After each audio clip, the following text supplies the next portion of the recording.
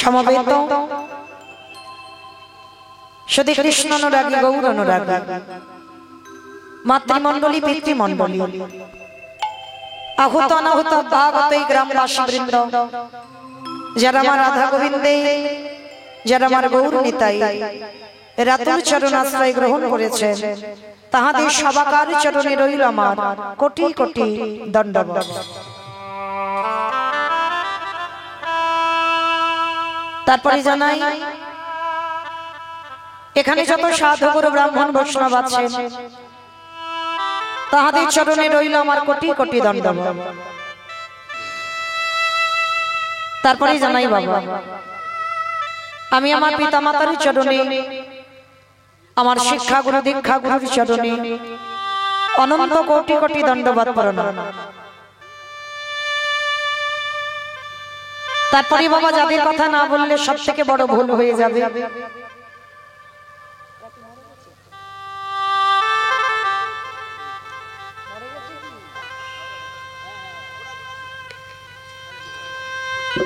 জানি তাই যাদের উদ্যোগে আজকের এই যে মহতি হরিনাম সংকীর্তনের আয়োজন,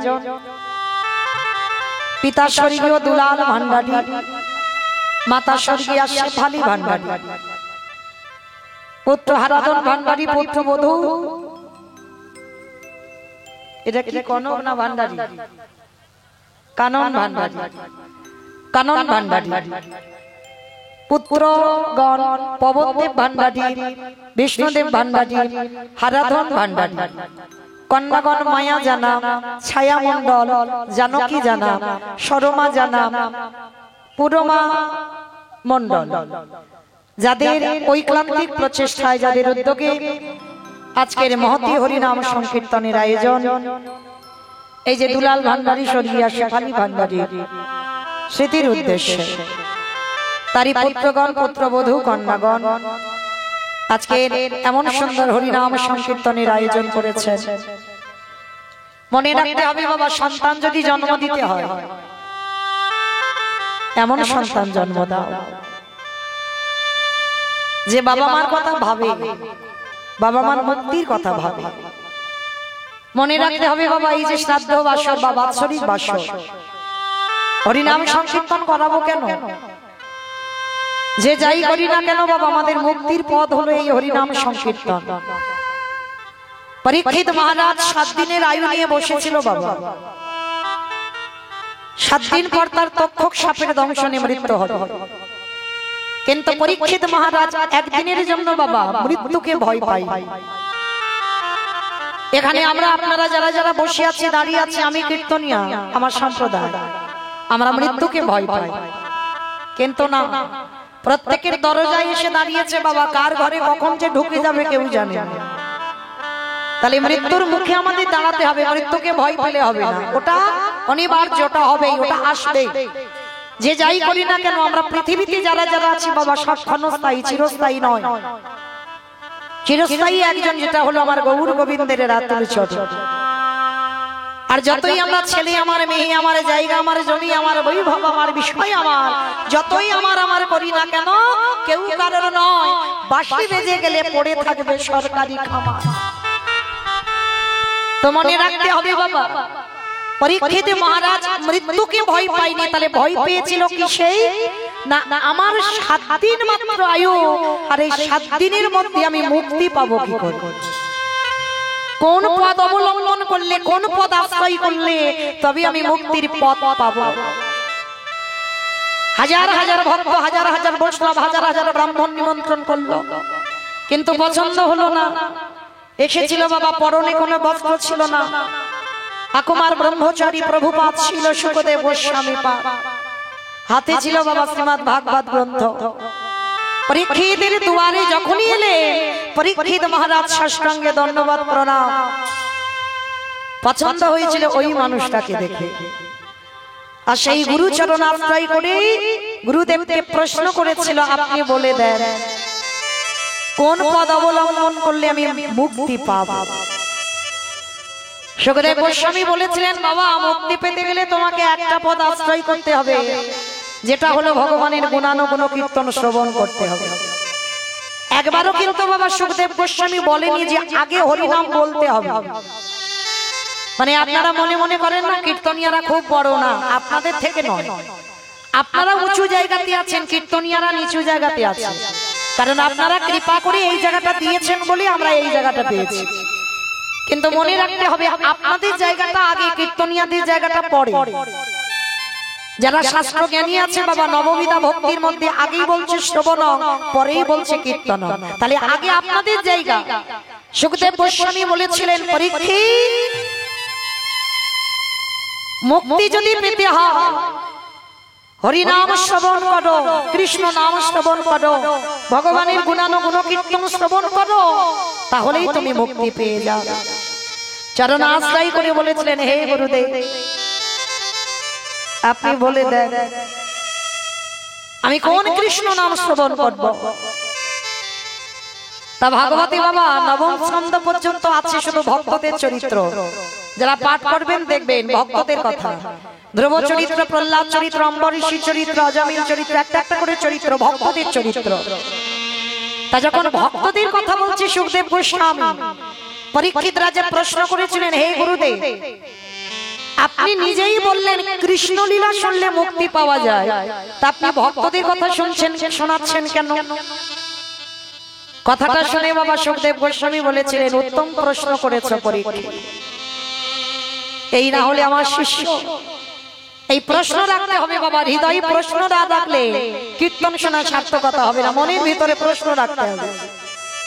পরীক্ষিত মহারাজ বলছে, বলেন আপনি ভক্তদের চরিত্র বলছেন কেন?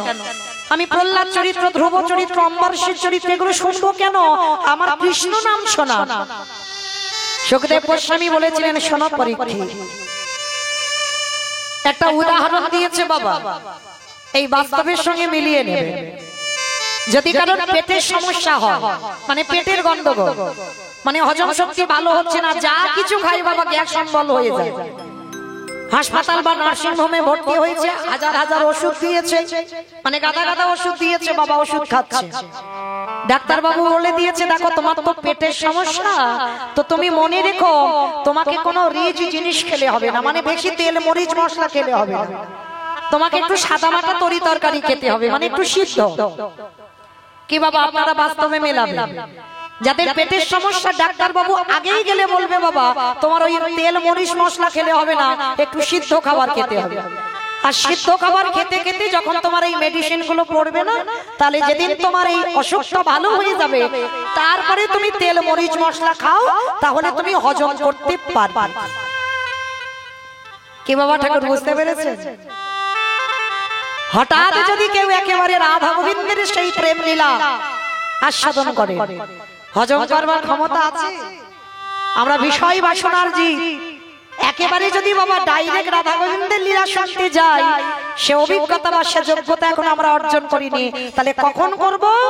ভক্তদের কথা শুনতে শুনতে যেদিন এক বিন্দু নয়নে বাড়ি বিগলিত হবে, এই ভক্তদের কথা শুনতে শুনতে যেদিন তোমার বিষয়ে বৈভব থেকে তুমি একটু সরে যেতে পারবে, তাহলে সেদিনই জানবে তোমার বিষয় বৈভব ত্যাগ হয়েছে।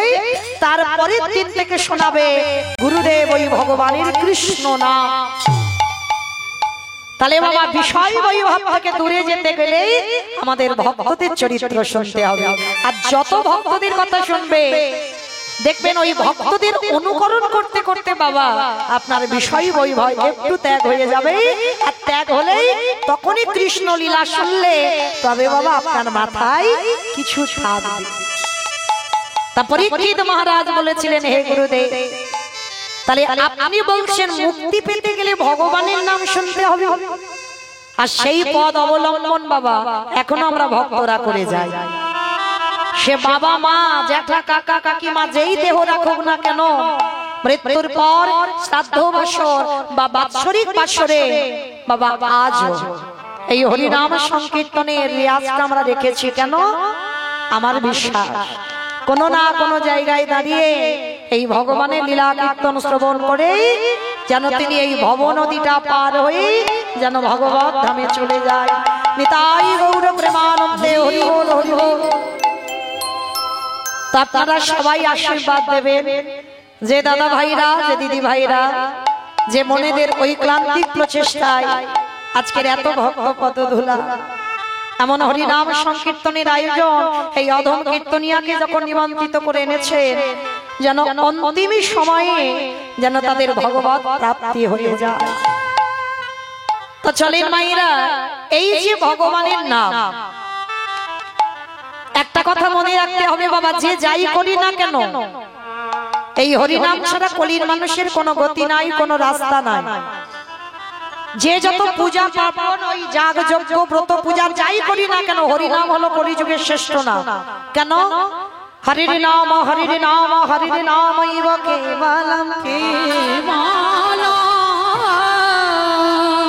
কলো নাস্তে নাস্তে নাস্তে ভগতির কলো নাস্তে নাস্তে গতির কলির মানুষের হরিনাম ছাড়া কোনো গতি নাই, কোনো গতি নাই, কোনো গতি নাই। আপনারা প্রশ্ন করবেন মৌমিতা, ও সব কীর্তনিয়ারা আসে আর ওই কথা বলে আর ঘরে যায় কি বাবা ঠাকুর? সব কীর্তনিয়ারা বলে না যে হরিনাম করো, হরিনাম শোনো, হরিনাম বলো, ভগবানের চরণ ভজন করো? ও সবাই বল, কিন্তু না, কীর্তনিয়ারা বলে যাবে আর আপনারা কানে শুনে বাড়িতে চলে যাবেন, হবে না বাবা। অনুভব তলিয়ে ভাবার নাম হলো তত্ত্ব, সেটা বাস্তবে মেলাতে হবে। ভালো করে মিলিয়ে দেখেন তো মা, হরিনাম ছাড়া কি মানুষের কোনো রাস্তা আছে? রাস্তা যদি থাকতো বাবা, যে যত ধনী হোক না কেন, যার যত টাকা থাকুক না কেন, যার যত অর্থ থাকুক না কেন, শেষের দিনে বাবা মিলিয়ে নেবেন এখানে তোমার কেউ আপন নয়। সবাই আমার আমার করে আগলে বসে আছো না, এরা তোমার কেউ না। ছেলে আমারে, মেয়ে আমারে, জায়গায় আমারে, জমি আমারে, বিষয় আমারে, বৈভব যতই আমারে আমার ঘটনা কেন, একেবারে যদি বাঁশি বেজে যায় পড়ে থাকবে সরকারি খামা। এসেছো একা, তুমি যাবে একা, কিন্তু না, একা যাবে না, আর একজন তোমার সঙ্গে যাবে। জানি না বাবা আপনাদের এই ঘাটুয়া পাড়াতে নিয়মটা আছে কিনা, তবে আমার ডায়মন্ড হারবার আমতলার এলাকার দিকে নিয়মটা আছে বাবা। মানুষ মরে গেলে কিছু দাও বা না দাও, একটা জিনিস তোমায় ভাড়া করতে হবে, এই খোল আর এই করতাল। সে গরিব হোক আর বড় লোক হোক, ওই খোল করতালটা ভাড়া করে পিছনে বাজাতে বাজাতে যায় না, বলো হরি বল, বলো হরি বল। কি মায়েরা আপনাদের নিয়ম আছে? আচ্ছা আচ্ছা, এই জায়গাটা একটু ভাবেন বাবা। ঠাকুর বিসর্জন করতে যাচ্ছ, বড় বড় ডিজে ডিজে বক্স বাজছে, বাজছে না? কি কর, সেটাও তো মা। তাহলে তাকে বিসর্জন করতে যাচ্ছ বাবা, বড় বড় ডিজে ডিজে বক্স বাজে নেচে নেচে যাচ্ছ। তাহলে যেদিন আমাদের দেহ বিসর্জন হবে সেদিন একটা বড় ডিজে বক্স বাজি বাজি গেলে হতো নাকি? হতো বাবা। তাহলে হচ্ছে না কেন? এই জায়গা তোমার মহাপ্রভু শিক্ষা দিলেন, ওরে কলির জীব, শেষের দিনে একবার তাকিয়ে দেয়, এতদিন নাচানাচি করলি কিন্তু শেষের দিনে কি কেউ তবে সঙ্গে গেল? গেল না। তাহলে গেল কে? এই হরি নামে যাবে। আমাদের পচা দেখো যা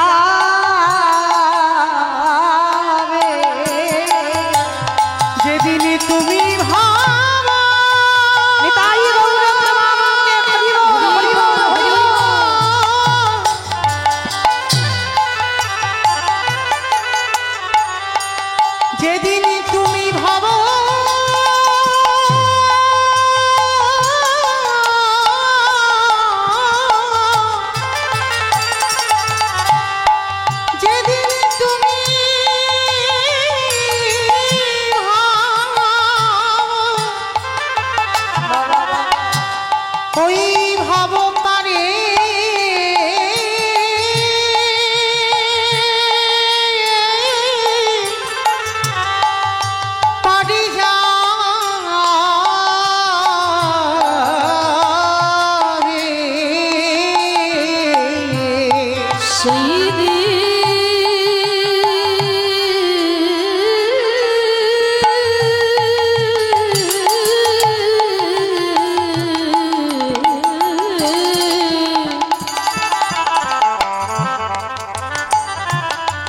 সেই দিনে নামে যাবে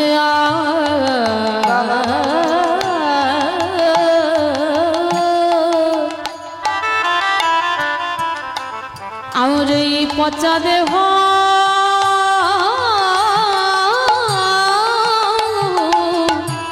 দেহ যাবে অমাইরা যে যতই বলুক না কেন আমি তোমায় এত ভালোবাসি।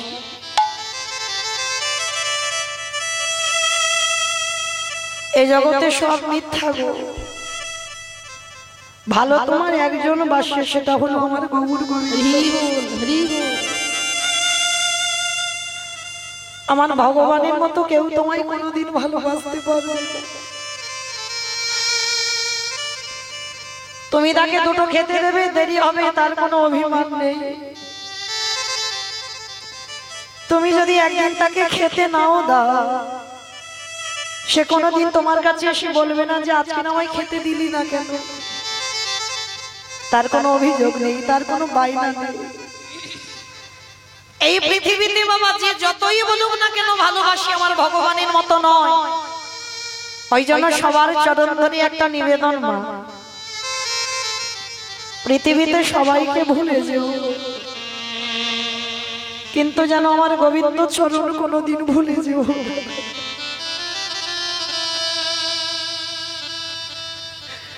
কারণ তার মতো দিনের দয়াল দিল বন্ধু আর পৃথিবীতে কেউ হবে না। ওরে কলি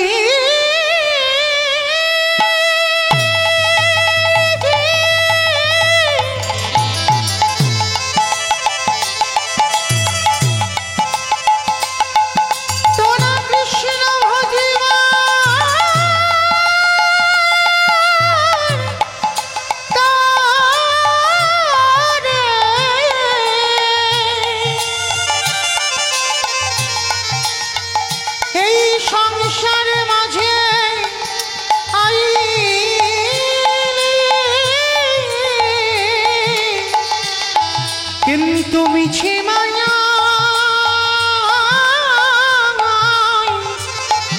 বদ্ধ হয়ে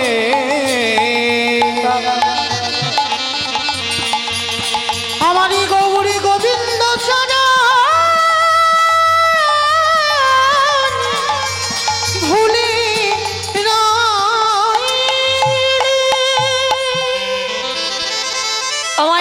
ভেবে দেখেন তো, তার মতো বন্ধু আর কেউ হবে? একটু ভাবে। আমাদের আসবার আগে বাবা যে আমাদের কথা ভাবে। আপনারা বলবেন কেন মৌমিতা, আমার আসবার আগে আমার মা তো ভেবে রেখেছিল, কারণ আমি জন্মেই আমার মাতৃস্তন দুগ্ধ পান করেছি, তাহলে মার মতো বন্ধু আর কেউ হবে না, বলে না? প্রথমেই বলেছি বাবা একটু গভীরে যেতে হবে, ভাবতে হবে।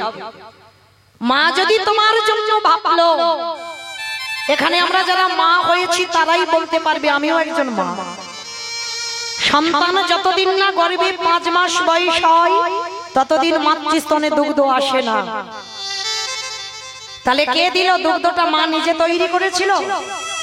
মা যদি নিজে করতে পারতো বাবা, তাহলে গর্ভের সন্তান আসার আগে পারতো।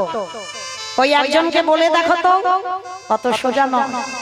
তাহলে সন্তান 5 মাস গর্ভে এসে গেল, ওদিকে ভগবানের চিন্তাই পড়ে গেল ছেলেটা জন্মে কি খাবে। একদিনের একটা বাচ্চা বেশি গরম খেতে পারবে না, একদিনের একটা বাচ্চা বেশি ঠান্ডা খেতে পারবে না। কতটুকু লবণ, কতটুকু মিষ্টি, কতটুকু তিতো, কতটুকু ঝাল দিলেই একটা স্তনদুগ্ধ তৈরি হয়। আজ পর্যন্ত কোনো বৈজ্ঞানিক ভাবেনি, ভেবেছিল আমার বিশ্বের স্রষ্টা মালিক ভগবান। তাহলে ভালো করে বিচার করে দেখেন, তার মতো বন্ধু আর কেউ আছে যে আমাদের আসবার আগে আমাদের কথা ভাবে? তাহলে যার এত বড় দাম, আমরা বলে এলাম কৃষ্ণ তোমায় কোনোদিন ভুলবো না।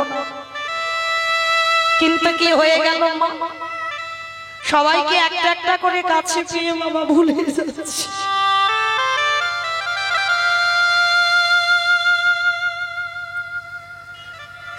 হয়ে গেলাম মায়ার দাস। আমরা যে কৃষ্ণ দাস সেটা ভুলে যাচ্ছি।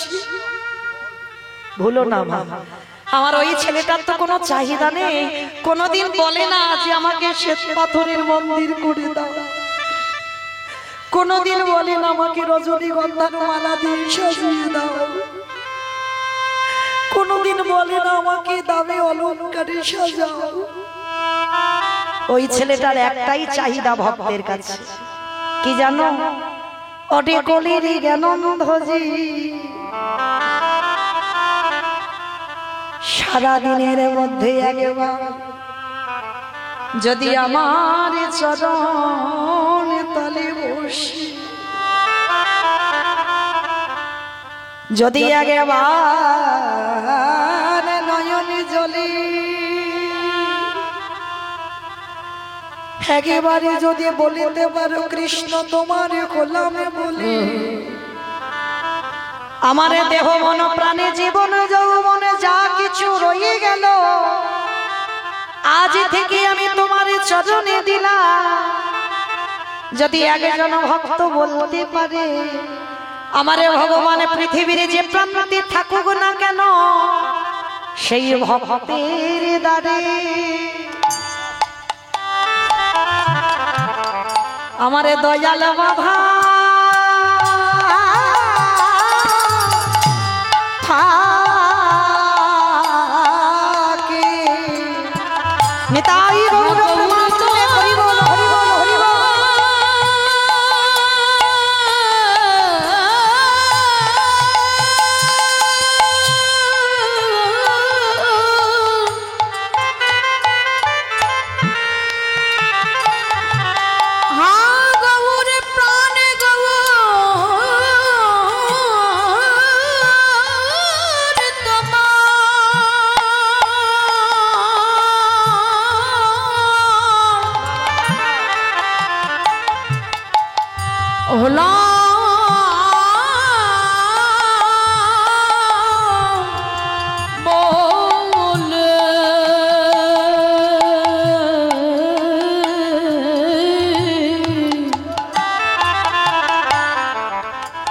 আমারে ভগবান,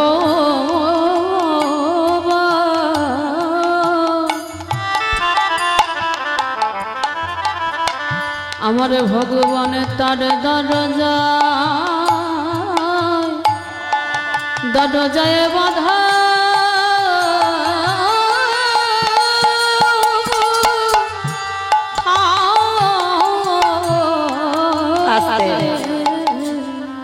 তো মাইরা চলেন ভগবানের এই নাম গুণানুগুণ কীর্তন গাইতে গিয়ে বাবা অনেক ভুল ত্রুটি হবে, হবে কেন অবশ্যই করব। নিজ নিজের সন্তান মনে করে নিজ নিজ ভগ্নী মনে করে সেই ভুল ত্রুটিকে ক্ষমা করে দেবেন। কীর্তনের প্রারম্ভে বাবা একটুখানি হলেও যেতে হবে শ্রীধাম নদিয়া নবদ্বীপ ধাম। কি মাইরা সবাই নদিয়ায় যাবেন তো? সবাই যাবে? তাহলে সবাই যদি চলে যায় তাহলে কীর্তনটা গাইব কাকে নিয়ে? না, কেউ যাব না, সবাই থাকবে এই গ্রামে। তাহলে যাবে কে? মন। কি বাবা ঠাকুর, মন আর দেহের সঙ্গে কিন্তু কোনো সম্পর্ক নাই। তুমি যদি এক্ষুনি নবদ্বীপ যেতে চাও, বৃন্দাবনে যেতে চাও, বাবা তোমার ফ্যামিলির অনুমতি নিতে হবে। স্বামীর কাছে গিয়ে বলতে হবে হ্যাঁ গো আমি নবদ্বীপ যাব, বৃন্দাবন যাব, বলতে হবে না? কিন্তু বাবা মন, ওকে কি এক্ষুনি কাউকে বলতে হবে হ্যাঁ গো আমি একটু যাব নবদ্বীপ? ওই মনের সঙ্গে দেহের সম্পর্ক নাই। চোখ বন্ধ করো, একটু মনে করো আমি নবদ্বীপের সুরধনী গঙ্গার তীরে চলে গেছি, এক্ষুনি চলে যাবে। কোনো গাড়ি ভাড়ারও দরকার লাগবে না, কোনো গাড়িতে উঠতেও লাগবে না। এক্ষুনি চোখ বন্ধ করে বলো আমি বৃন্দাবন যাব, সোজা বৃন্দাবন চলে যাবে। তাহলে চলে দেহ থাক, মন গুলো নিয়ে যাই সুরধনী গঙ্গার তীরে। সত্যতে নারায়ণ, ত্রেতাতে রামচন্দ্র, দাপরে কৃষ্ণ, কলিতে হলেন শ্রীকৃষ্ণ চৈতন্য। তো কৃষ্ণ গৌর হয়ে যে এলো, যেদিনে এসেছিল বাবা নবদ্বীপের অবস্থাটা কেমন ছিল জানো? বৈষ্ণব মহাজনেরা বৈষ্ণব পদ রেখেছিল। আজ নদীরা উদয়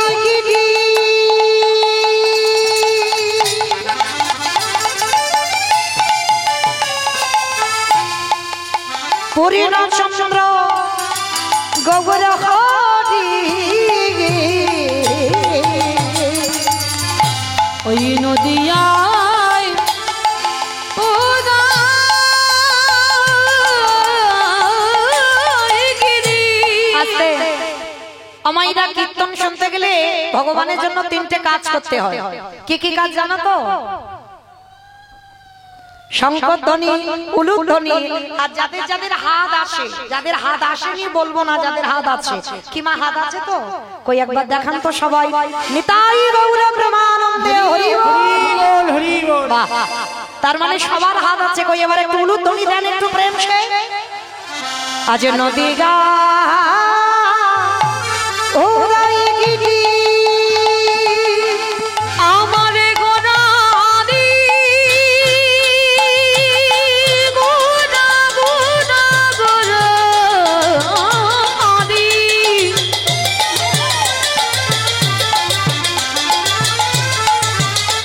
আমার প্রাণের গোনারি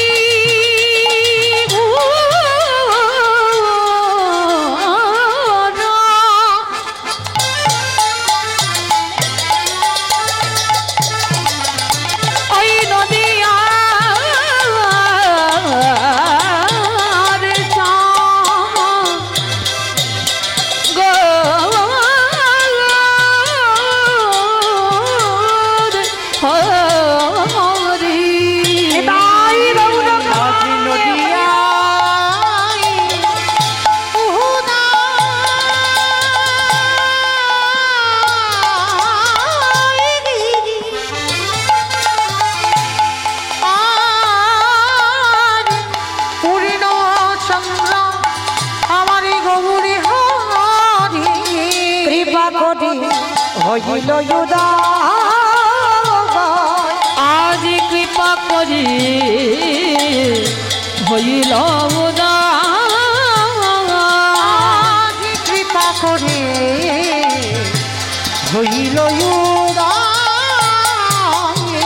বলি সোনার নদী হাতে গৌরদা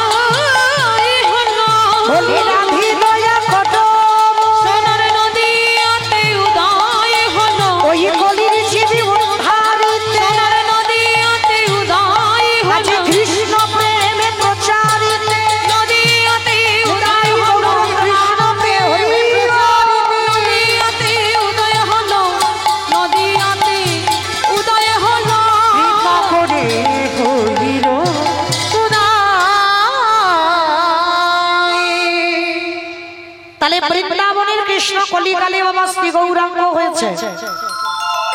মনে রাখবেন মা, সাধারণ কোন ভক্তের ডাকে কিন্তু আমার কৃষ্ণ গৌর হয়ে আসেন। এসেছিল কার ডাকে? শান্তিপুরের মাটিতে বাবা বুড়ো অদ্বৈত আচার্য গোসাই। আচ্ছা বাবা ঠাকুর এই জায়গাটা একটু আস্বাদন করবেন। পৃথিবীতে লাখ লাখ ভক্ত ছিল, কোটি কোটি ভক্ত ছিল, হাজার হাজার ভক্ত আছে।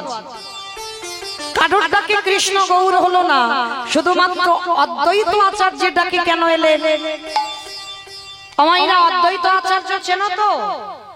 তোমাদের গ্রামে কিন্তু কেউ নয়। ওই যে পঞ্চতত্ত্ব ছবি যাদের বাড়িতে আছে, শ্রীকৃষ্ণ চৈতন্য প্রভু নিত্যানন্দ শ্রী অদ্বৈত গদাধর শ্রীবাস আদি গৌর ভক্তবৃন্দ। মাঝখানে যে ছেলেটা নিমাই, আর ওই ছেলেটার ডান দিকে দেখবেন একটা বয়স্ক লোক, মানে চুল গোপ দাড়িগুলো মা দেখবেন সব পেকে সাদা। কেন? মহাপ্রভুর থেকে 52 বছরের বড়। তা যিনি 52 বছরের বড়, তার তো চুল গোপ দাড়িগুলো সাদা হবে। উনি হলেন অদ্বৈত আচার্য। আর ওই মানুষটা 12 বছর তুলসী ভাসিয়ে কৃষ্ণকে গৌর করে এনেছিল। তাহলে মায়েরা এই জায়গাটা একটু বুঝতে পারছেন ওই মানুষটার বাবা কত পাওয়ার ছিল। এত ভক্ত ছিল, কারোর ডাকে এলো না, একেবারে অদ্বৈত আচার্যের ডাকে এলেন কেন? তাহলে অদ্বৈত আচার্যটা কে? যার একটা নাম হলো বাবা মৃত্যুঞ্জয়। ও মায়েরা বলো তো দেখি, মৃত্যুঞ্জয় কোন ঠাকুরকে বলে? বাহ, কত কিছু জানে গো। বেশ, বাবা ভোলানাথের একটা নাম হলো মৃত্যুঞ্জয়। কেন না, ওই একজনই বাবা মৃত্যুকে জয় করেছিল। সত্য, ত্রেতা, দ্বাপর এই তিন যুগে আমার বাবার কোনো রূপ পরিবর্তন হয়নি, একই বাবা ভোলানাথ হয়েছিল। আর ওই বাবা ভোলানাথ কলিকালের মাটিতে নাভা দেবীর গর্ভে জন্ম নিল কমলাক্ষ। ওই মানুষটার ছোটবেলার নাম কমলাক্ষ, বড় হতে নাম হলো অদ্বৈত আচার্য। তো এই যে বাবা তিন যুগে শিব, কলি যুগে শিব কেন হলো না? অপরাধ, অপরাধের বোঝা মাথায় বইছে বাবা ভোলানাথ, যিনি ত্রিলোকের বড় বৈষ্ণব, তিনিও পাপ করে। আর আপনারা আমরা তো তুচ্ছ গো। তাহলে এই জায়গাটাই আমাদের একটু শোনার দরকার যে পরম বৈষ্ণব হয়ে ত্রিলোকে মানে সত্য, ত্রেতা, দ্বাপরেতে যিনি শিব, কলিতে শিব হলো না কেন? কি এমন পাপ করেছিল বাবা ভোলানাথ, কি এমন অন্যায় করেছিল ভোলানাথ, যার জন্য আমরা কলির মানুষ এত শিবরাত্রি করি, এত রাত জেগে এত উপোস করে বাবার মাথায় জল ঢালি? বাবা তো কলি যুগে আসেইনি, বাবা হয়েছে অদ্বৈত আচার্য। কিন্তু কেন? অপরাধটা কি করে ফেলেছিল? সামান্য একটা অপরাধ মাইরা, সেই অপরাধের জন্য কলিকালী আর শিব নয়। তাহলে অপরাধটা কি ছিল? এটা জানতে গেলে বাবা একটুখানি যেতে হবে মহাভারতে, যুধিষ্ঠির রাজস্বই যজ্ঞে। এই যুধিষ্ঠির রাজস্বই যজ্ঞে ভগবান কৃষ্ণ বাবা দাঁড়িয়ে থেকে সবাইকে দায়িত্ব দিয়েছিল, সবাইকে। কেন? একটা যজ্ঞ করতে গেলে বাবা একা একা দ্বারা সম্ভব নয়। যদি বলেন আমার এই তো কীর্তনিয়াকে এনেছেন কীর্তন গাওয়ার জন্য, আমার দাদা ভাইরা তো ব্যক্তিগত কীর্তন করাচ্ছেন, কে বলেছে হয় না? বলে শোনো, ব্যক্তিগত কীর্তন হলেও হয়তো অর্থ দিয়ে বাবা একজন সহযোগিতা করছে, কিন্তু বাবা শ্রম দেওয়ার জন্য অনেক আত্মীয় পরিজন দরকার হয়। কি মাইরা কেউ বলতে পারবে যে আমি একা এই অনুষ্ঠানটা করব? একা কেউ থাকবে না, হবে কি? হবে না। তাহলে আত্মীয় পরিজন, বন্ধু বান্ধব, গ্রাম প্রতিবেশী সবার দরকার। আর প্রত্যেকের কিছু না কিছু কর্ম করতে হবে, তবে একটা অনুষ্ঠান হয়। তো রাজস্বই যজ্ঞে আমার কৃষ্ণ সবাইকে দায়িত্ব দিয়েছিল। আর যুধিষ্ঠির দাদা বলেছিল কৃষ্ণ, অকৃষ্ণ তুমি তো সবাইকে দায়িত্ব দিচ্ছ, আচ্ছা কৃষ্ণ তুমি নিজে কোনো দায়িত্ব নেবে না? কথাটা শুনে আমার ভগবান একটু মুচকি হেসে বলেছিল জানো দাদা, আমি তো সবাইকে একটা করে কাজ দিয়েছি, আর আমি আমার বেলা দুটো দায়িত্ব আলাদা করে রেখে দিই। সে কি সবাইকে একটা করে কাজ, আর তুই তোর নিজের বেলা দুটো কাজ? আচ্ছা ঠিক আছে কৃষ্ণ তুই কি কাজ নিয়েছিস একবার বল। জানো দাদা, যারা যারা তোমার এই যজ্ঞে আসবে আমি কৃষ্ণ দয়াময় হয়ে দরজার সর্বাগ্যে দাঁড়িয়ে থাকবো, আর যারা যারা আসবে প্রত্যেকের দুটো চরণ যুগল ধৌত করিয়ে তবে আমি যজ্ঞের ভিতরে প্রবেশ করা। চমকে উঠেছে যুধিষ্ঠির, কৃষ্ণ অসম্ভব, এটা তুই কি বলছিস?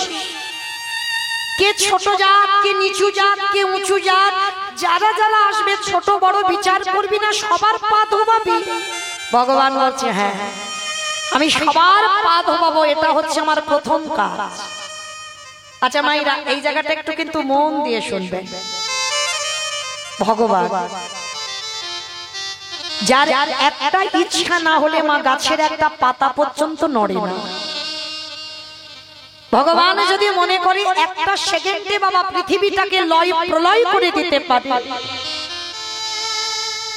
শুকনো গাঙে উজান বাবাতে পারে, মরা গাছে ফুল ফোটাতে পারে, সেই বিশ্বের স্রষ্টা মালিক ভগবান তিনি কেন আজকের পা ধোয়ার দায়িত্বটা নিয়েছে যজ্ঞে?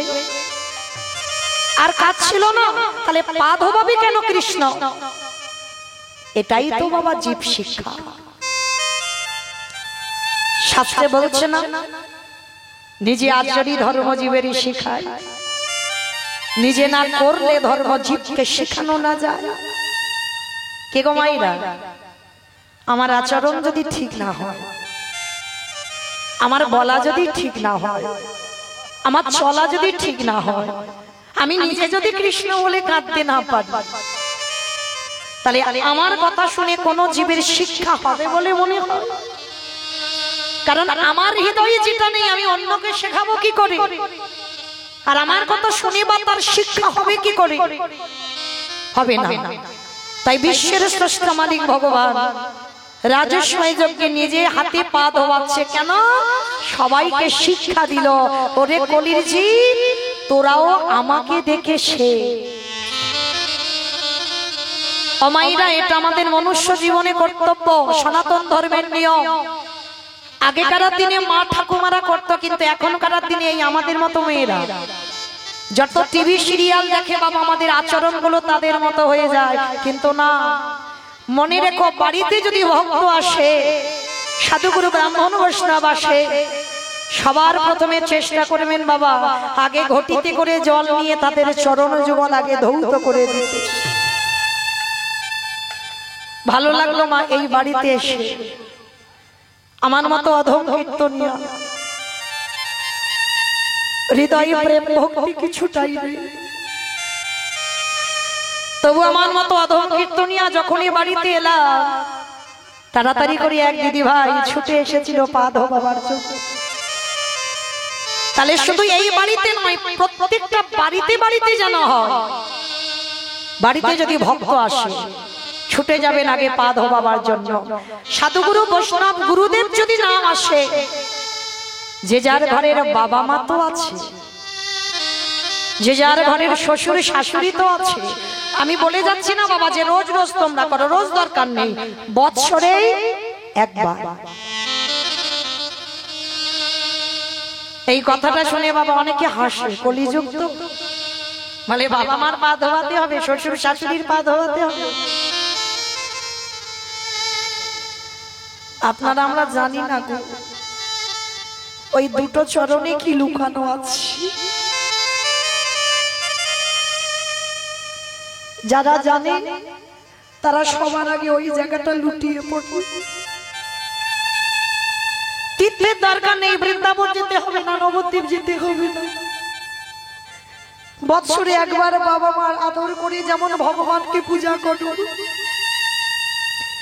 যেমন ভগবানকে সেবা দাও, বৎসরে একদিন আসনে বসিয়ে গলায় মালা দিয়ে পিতা মাতার চরণ যুগল ধৌত করে দিও। যদি বলো বাবা কীর্তনিয়া মৌমিতা জ্ঞান দিয়ে যাচ্ছে না, আমি বলছি না তো, আমি বলবো কেন, এটা তো আমার কৃষ্ণ ভাগবতে বলে গেছে। সুদামা, সবার আগে বড় গুরু হলো যে যার ঘরের বাবা মা, তারপরে গুরু হলো শিক্ষা গুরু, দীক্ষা গুরু, তারপরে গুরু হলাম আমি ভগবান। কই ভগবান তো একবারও বলেনি বাবা সবার বড় গুরু হলাম আমি কৃষ্ণ, একবারও বলেনি। সবার আগে বাবা মার জায়গাটা দিয়েছে, ওই দুটো জায়গায় একটু আঁকড়ে ধরে রেখো। যারা হারিয়ে ফেলেছো গো, হাজার দিনও কাঁদলে আর ওই দুটো চরণ ফিরে পাবে না। আর যাদের আছে চরণ ধরে বলে যায় একটু আঁকড়ে রেখে দিও, যত্ন করে রেখে দিও যেন হারিয়ে না যায়। তাই তো কৃষ্ণ দয়াময় রাজস্বই যজ্ঞে পা ধোয়ার কাজটা নিয়েছে। শুধু পা ধোয়াচ্ছে না, আর একটা কাজ করেছিল। কি কাজ জানো? ওই যজ্ঞে যারা যারা প্রসাদ পেয়েছিল, আপনারা আমরা বাবা এঁঠো ঘাটতে একটু ঘৃণা বোধ করি, কিন্তু কৃষ্ণ করেছিল ওই কাজটা। যারা যারা প্রসাদ পেয়েছিল, কৃষ্ণ দয়াময় ওই নিজের হাতে ওই প্রসাদের থালাটা নিয়ে নর্দমায় ফেলেছিল। শুধু নর্দমায় ফেলতে গেল না, আর আড়ালে যেখানে ওই পাতাগুলো ফেলছে না, কৃষ্ণ আড়ালে গিয়ে ওই পাতাগুলো নিয়ে, এঁঠোগুলো লেগে আছে তো, একটু করে এঁঠো নিয়ে কৃষ্ণ আমার সারা গায়ে বাজছি। ওচি ভাকিতে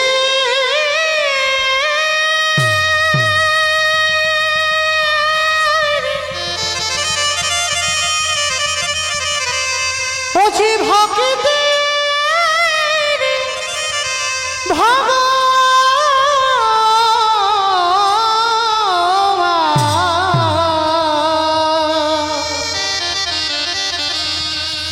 যে ভক্ত ছাড়া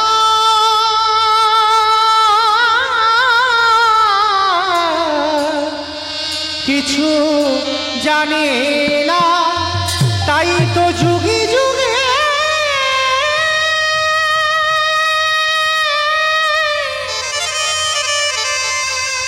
তাই তো যুগে যুগে ভক্তের কাছে দয়া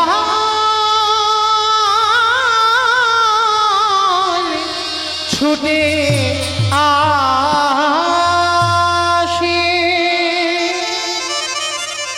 প্রতিটা যুগে যুগে ভগবান ভক্তের লাগে ছুটে আসে, এতটাই ভক্তকে ভালোবাসে। তো যেই না এতগুলো কৃষ্ণ গায়ে মারছে না, কৃষ্ণ আড়াল থেকে যেই না মাপছে দেখতে পেয়েছে যুধিষ্ঠির মহারাজ, দেখতে পেয়ে ডাক দিয়েছে, কৃষ্ণ কৃষ্ণ এটা তুমি কি করছো? ওদের পা ধোয়াচ্ছ, এটা মেনে নেওয়া যায়, ওদের এঁঠো পাতাগুলো ফেলছে, এটা মেনে নেওয়া যায়, কিন্তু কৃষ্ণ ওদের এঁঠোগুলো নিয়ে তুমি সারা গায়ে মাখছো কেন? ভগবান হাত জোড়ো করে বললেন, জানো দাদা, এ তো আমার কর্মফল। যুধিষ্ঠির দাদা বলছি, কৃষ্ণ তুইও আবার পাপ করিস? বলে, করি না, সবার পাপের বিচার আমি কৃষ্ণ দয়াময় করি। বাবা যিনি সিংহাসনে বসে সবার বিচার করে, আর যে বিচারক সে যদি অন্যায় করে তার বিচার করবে কে? বিচারক সবার বিচার করে, আর যে বিচারক সে যদি পাপ করে তাহলে তার বিচার করবে কে? ভগবান বললেন, আমার বিচার কাউকে করতে লাগে না, আমি নিজে নিজেই করে দিই। আচ্ছা কৃষ্ণ, সত্যি করে বলতো কি এমন পাপ করেছি যার জন্য এই এঁঠো ঘাঁটতে হচ্ছে, এঁঠো মাখতে হচ্ছে, পা ধোয়াতে হচ্ছে? বলে, জানো দাদা, পাপটা তো আমি কৃষ্ণ অবতারই করিনি, করেছিলাম ত্রেতা যুগে রাম অবতারে। রাম অবতারে পাপ করেছি। কি পাপ? বলে, দাদা, আমি নিজের হাতে একটা মুনিপুত্রকে হত্যা করেছিলাম। মণিপুত্র সে কে? বলে, বিশ্বেশ্বর মুনির ছেলে, যার নাম ছিল রাবণ রাজা। ওই রাবণ রাজাকে আমি নিজের হাতে হত্যা করেছিলাম। যেই না কথাটা বলা, বাবা যুধিষ্ঠির দাদা খিলখিল করে হেসে উঠেছে। কৃষ্ণ, আমার মন বলে তোর মাথার গন্ডগোল হয়েছে। মন বলে তোর মাথার গন্ডগোল হয়েছে। কেন? বলে, গন্ডগোল যদি না হবে তাহলে একবারও ভেবে দেখেছিস যে রাবণ রাজা, রাবণ রাজার মতো ব্যক্তি যে দুরাচার, যে পাপাচার, যে পাপিষ্ঠ,